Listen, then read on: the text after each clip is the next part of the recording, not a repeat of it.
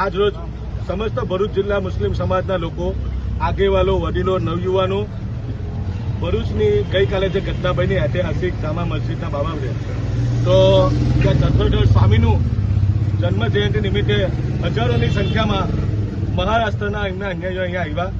બિલકુલ ભાઈચારાથી, ઇખલાસથી આ લોકો મસ્જિદમાં આવ્યા. શાંતિપ્રિય રીતે જે પબ્લિક આવતી હતી મસ્જિદને જોઈ અને પોતપોતાની આસ્થા મુજબ ત્યાંથી જોઈને નીકળી જતી હતી. આખા દિવસ દરમિયાન હજારોની સંખ્યામાં ત્યાંના એમના અન્યાયીઓ મહારાષ્ટ્રના આવ્યા અને બહુ શાંતિપ્રિય લોકો આવ્યા. પોલીસ પ્રશાસન, જિલ્લાનું વહીવટી તંત્ર ત્યાં હાજર હતું. તમામ ટ્રસ્ટી મંડળે, તમામ લોકોએ ત્યાં પૂરતો સાથ સહકાર આપ્યો. કોઈ પણ પ્રકારનો અનિચ્છનીય બનાવ બનેલો ન હતો.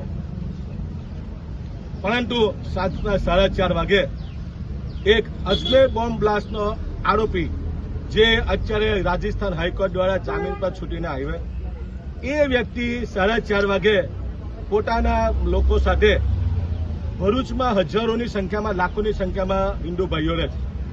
એક પણ વ્યક્તિએ આવી કોઈ બનાવ ન બને કે આવી કોઈ ઘટનાનું એની સાથે કોઈ ના હતું. ફક્ત ને ફક્ત એ અને એની જોડે જે એક ટીમ આવેલી, તે પોલીસ પ્રોટેક્શન hatte પોલીસની રૂબરૂમાં મસ્જિદમાં બેઠા, આખા મસ્જિદમાં ગોલ ફર્યા અને જે શ્રદ્ધાળુઓ મહારાષ્ટ્રથી અહીંયા આવે એમને પણ આવું કોઈ બનાવ નહીં, શાંતિથી નીકળ્યા. પરંતુ આ ભવેશ પટેલ, જે મુક્તાનંદ સ્વામીના નામે ઓળખાય છે, એ વ્યક્તિ મસ્જિદના ધાબા પર પોલીસ પ્રશાસન અધિકારીઓ હોવા છતાં પોતાની મરજીથી, મનસ્વીપણાથી મસ્જિદના ધાબા પર ચડી ગયો.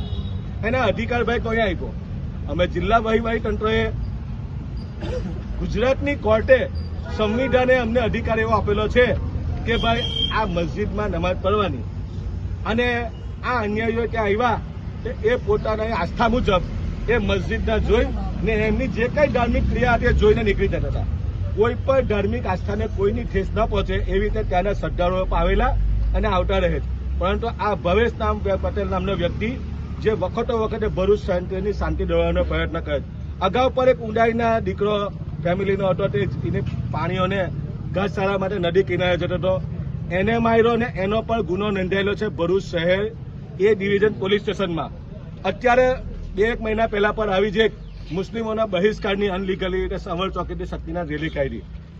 અમે ફરી વખત આપના માધ્યમથી કહેવા માંગીએ છીએ, અમે ન્યાય માંગીએ, જસ્ટિસ માંગીએ. ભરૂચના મુસલમાનોએ આજ દિન સુધી કેરની કાયદો વ્યવસ્થા વગાડી નથી.